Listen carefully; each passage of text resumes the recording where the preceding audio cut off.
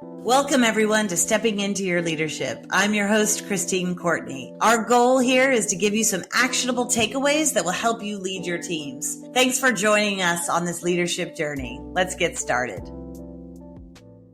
Happy summer, friends. It's summertime series in the leadership studio, and I'm back with two of our faves, Erika Petrelli-Bayh and Tom Armstrong. Welcome back, guys. Hi.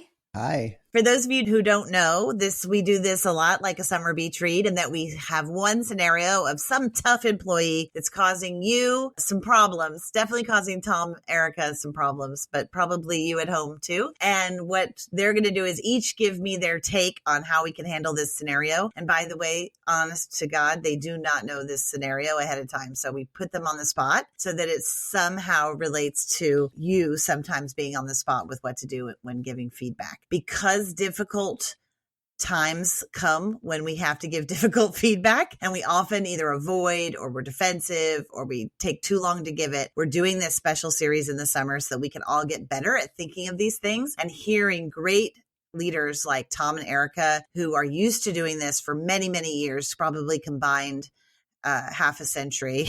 Great. That's awesome.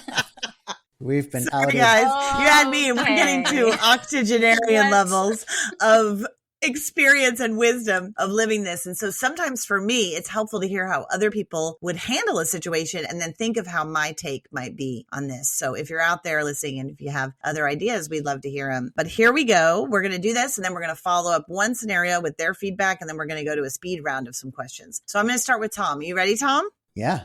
Let's go. All right. You're having trouble today, guys, with Mark, and he's a marketing coordinator. Okay. So Mark, the marketing coordinator, completes his assignments and his tasks, but rarely seeks out additional responsibilities or suggests new ideas. His role requires a proactive approach to drive marketing initiatives. But in the last quarter, despite several opportunities to take the lead on a new campaign, Mark has completed just his routine tasks and has not proposed any new projects or improvements. Good stuff. All right. So Tom, how are you talking to Mark about this?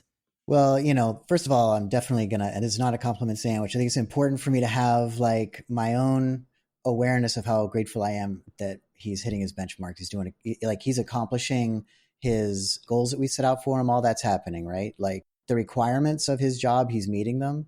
And for me, I'm ecstatic when that happens. I expect people to meet requirements and not necessarily exceed them, because it's like I want to give people enough work where they have to prioritize and trim down the things, fail at some things, decide what those are, know their priorities, so they're working hard enough to be able to achieve the things without staying up all night to get it done. But where does that live? I don't know. But for me, like these meeting requirements, I'm so happy about that because the requirements are usually kind of tough to hit. So that's great. We also want him to be able to stretch, right? So I think it's my job to also establish, because I love his behavior in terms of meeting requirements. I think it's a great behavior. I need to create with him the stretch, like what's the next level, and set up those new requirements for him so he knows what the benchmark is. If I leave it kind of vague, like I just want him to be more creative and for him to just come up with this, that might not be his strength. But frankly, I'm so stoked to have him as an employee because he's accomplishing and hitting results. Like that's all I really want. But I do want him to grow. I need to grow the bench. So I'm going to be handing him down those things that are not so hard for me to do, but are going to be harder for him. And I'm going to start just delegating those new things to him. I think it's going to be my job with him to do that and then guide him towards achieving those new benchmarks. But I don't necessarily think of it as his job to design that himself, because he could, by trying to gold plate the work, he could end up doing extra work that is not necessary, and that's wasteful. Like if he's designing it himself, it might be off the priority list for the company because it's not guided by management in a way. His supervisor is supposed to kind of help with that. So that's my outlook on it, I think, overall. Okay, awesome. Thanks, Tom. Erika, what do you think? All right, this is an interesting one because the way you described the situation, I'm not entirely clear that those extra ideas, the innovative thinking, isn't actually part of his job requirements. And if they are, then he isn't meeting the mark. He is meeting one part of his job expectation, but not this other part. He's meeting the part that's tangible, that you can say, yes, I hit that target, but not the part that's a little more intangible, the sort of that you said, Tom, that vague creativity. But if it's in his job description, then we don't have a situation where an employee is fully meeting the mark. So it's sort of, is it road A or B? So if it's road A and in the job description, it's clear, hit these marks and bring this, like elevate, then that is where I would start the conversation is, yes, we're so excited that you're hitting these marks. This is an area that we haven't yet seen. So I want to talk about why you might be hesitant, why you might be struggling. As Tom mentioned, it doesn't come naturally to everyone. Some people are going to come with 17 ideas to every meeting. That's just the way they're wired. But it shouldn't be that, oh, that person then is obviously a better employee, because it's just not the case. For some people, coming to the table with those kind of ideas can be a fearful place. It feels like very, like my neck is exposed. Some people are paralyzed by it. Absolutely. Because there's a, whether it's warranted or not, there's a fear of I'm going to be criticized, judged, penalized if it's a quote unquote bad idea. And that renders them essentially speechless. So Mark may be one of those that is like, oh, heck no, I'm not putting my neck out like that. So, but if it is part of Mark's job, clearly defined job description, then I would say I would get curious. What is holding you back? Why do you think, you have all these amazing results over here? What do you think is stopping you here? And dig into what might be holding him back. If it's road B and it wasn't, so as Tom described, he's actually doing his job. He is doing his job. And you as the supervisor just wish he was going to bring a little bit more. Then I think the approach is, you are doing a phenomenal job. I need you to elevate your participation in our team meetings so that, Frank, who's newer than you, can see what's possible. Like, use it as an opportunity to say, I expect you now to be a role model to the ones coming behind you. So, but to be really clear here, that I think we default to celebrating the ones that naturally create and innovate and saying, oh, what's wrong with the quiet one? And that's not the way. That's such human nature. Right. It's so hard. It's so hard not to get into that yourself. Okay. I'm going to argue with y'all.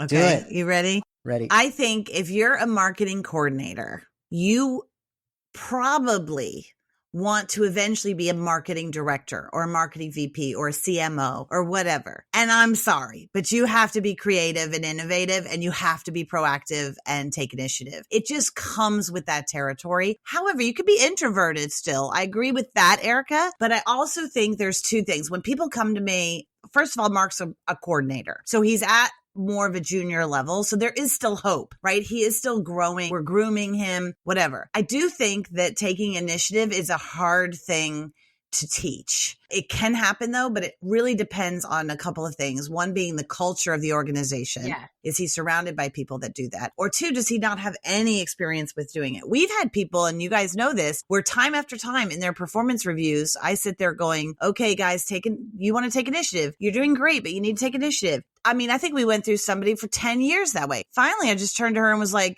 you don't want to take initiative, do you? This isn't actually what you want.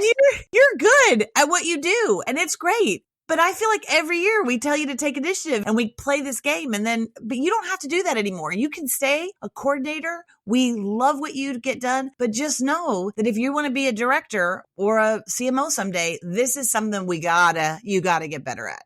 And that is something I have found to be helpful in the cases of year after year after year. I think what you guys said is absolutely true for the beginning part of giving feedback. But in my experience, I see you guys at your level struggling sometimes with people that I'm looking down the road and going, my job as a president or CEO of an organization is to go, how am I retaining people, but also building them and growing my bench? And this person is not growing this bench unless you have a bunch of them. Well, the only thing I disagree with you on that is that we disagree. I think that's a yes and to me. I don't see that as being oppositional to what we were saying. Damn it. No, what I was sorry, trying to be controversial. It didn't work. No, but I was trying. But I do want to push back and say, for some people to just simply say take initiative or be creative gives them absolutely nothing to stand on. So that's like have a positive attitude. That's just like saying be better. Okay. Then why are they in marketing? I mean, go be in something else. So you listen to yourself, Christine. You're in marketing.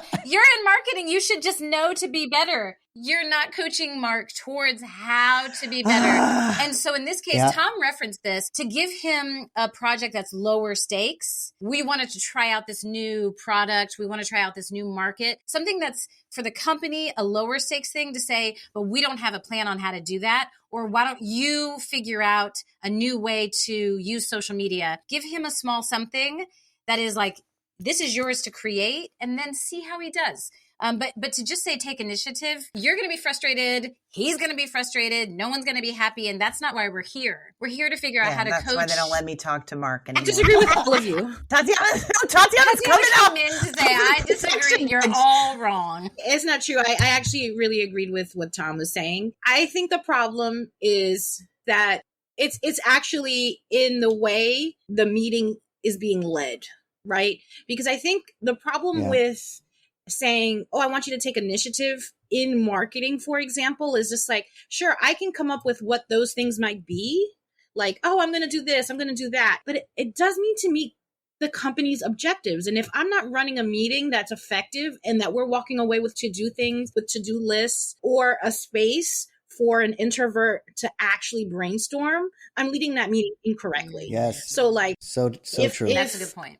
You know, that book Quiet, and I can't remember the person's name, is essentially, you know, run a meeting and give people space to think and then share their ideas. And then at the end of your meeting, have a to-do list and then follow up with the person. And the other thing, and why I agreed with Tom, is that what I was thinking about was sometimes those daily tasks of marketing are so mind-numbingly dumb and routine, right? Other people feel like they're creative, but if you are truly creative, they're like mind numbing, because it's just like, I'm doing the same thing every day. I might as well be making widgets, right? So the thing with giving someone space is to say, you're completing all these tasks. I want to give you space to be creative. What things could we possibly take away? What's getting in your way to actually just think, right? So like, if I'm creating these things, I'm hitting all these benchmarks, like in Tom's example, I might not actually have time to actually think, because those routine tasks might be taking brain space away from someone that might just really need to take a piece of paper and draw things out, or whatever the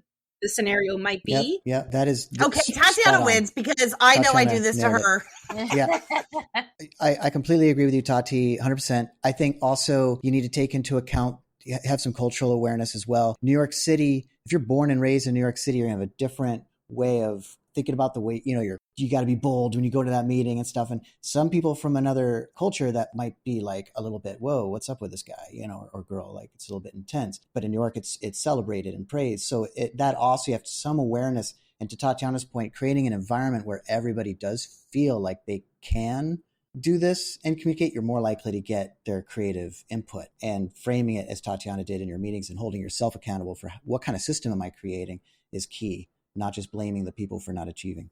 This is great, you guys. And this is also why it's so important to have somebody in your life that you can talk to about these things before you give feedback to someone. Like, it's really powerful to have either a peer or a spouse or a partner or a dog that that can listen to you speak about these things before you have to go I think the other into thing, them, I think the AI other thing too is that, you have the push-pull method and feedback, right? And with Mark, we might just have a pull method where we're just asking questions, because it could literally be like, do you feel like you have space to be creative?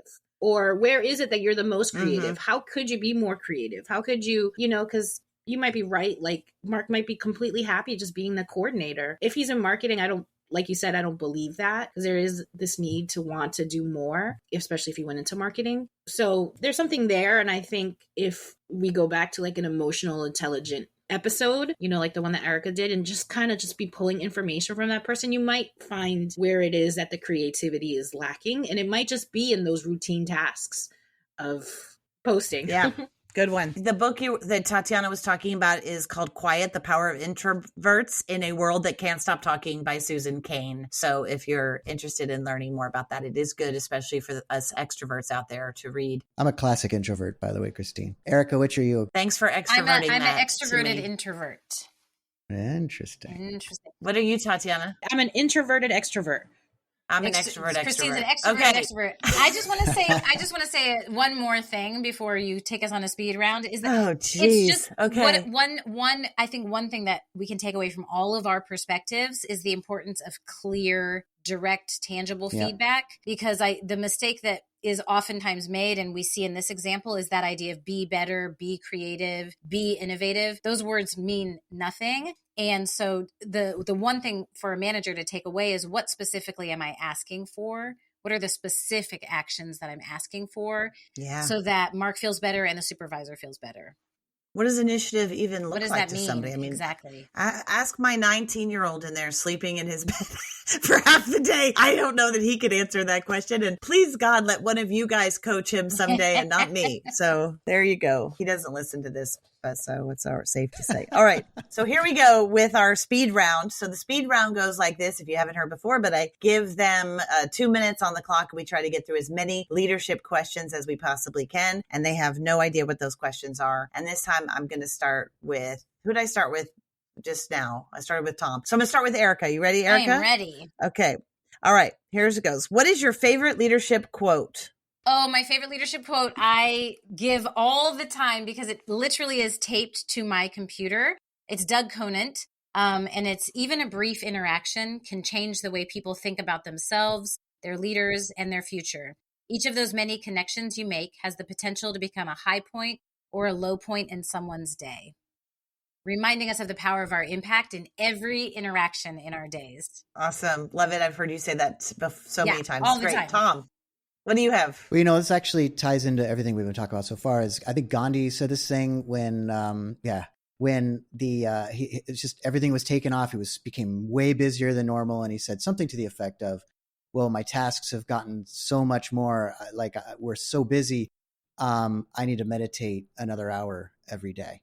So his discipline to make sure he's finding that time, because to Tatiana's point, it's hard for me to be creative about my work, but sometimes assigning mindful times for myself, running in the morning, doing these kinds of things, that's when those great ideas will pop up, is in the unexpected moments. So meditation helps with that. So I love that.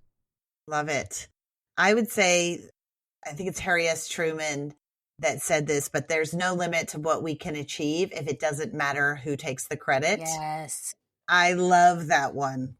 Every time I'm feeling I did that, or I'm like, just let that go. We can run if we're not worried about that. So that's what I would say. Okay, here we go. What is your favorite way to celebrate team successes? What is your favorite way to celebrate team successes? Tom.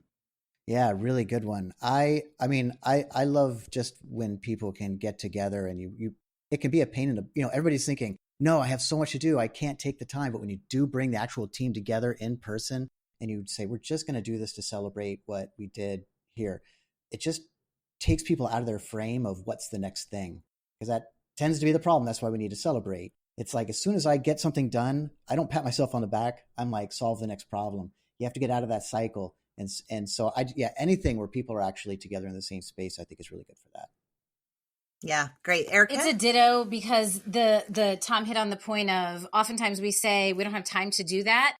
Or so we'll put it aside as an email. Or the most important thing about the way to celebrate is to be together and to actually celebrate.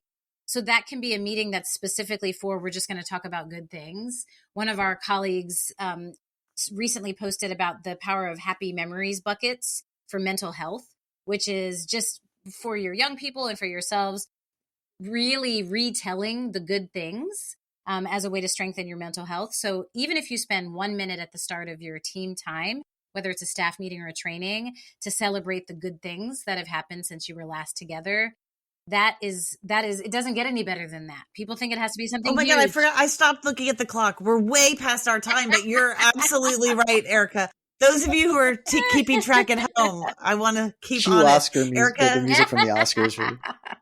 I know. I just got the hook. She's like, I'm celebrating shutting you up. We'll go out and have a beer later. All right. Yes. No, we won't. Sorry. Yes, I agree. Thank you guys so much. It's way past our 2 minutes. Tatiana, did you want to say anything since you piped in earlier? Oh, I agree. I love the getting together piece of after celebrating a success. That is my favorite thing to do. Okay, awesome. Celebrate, get together in person, say things that acknowledge people. I love that. You guys, awesome. Thank you, Tom. Thank you, Erika. You guys are brilliant. Christine. You give great suggestions, and you're fun to be with here in the summer. Enjoy your summer, everybody. We'll see you next week for a little bit of summer spice. Okay, bye. Bye. Bye, everybody. Thanks, everybody, for listening. I'd like to give a special shout out to our podcast producer, Richard Francisco. Check out our notes for any details. And if you get anything out of this, please follow us. And if you enjoy it, please take a moment to rate us or write a comment. It will mean the world to us. We'd love to hear from you. And if you just can't get enough, follow me on TikTok and check out tlpnyc.com/podcast for more information.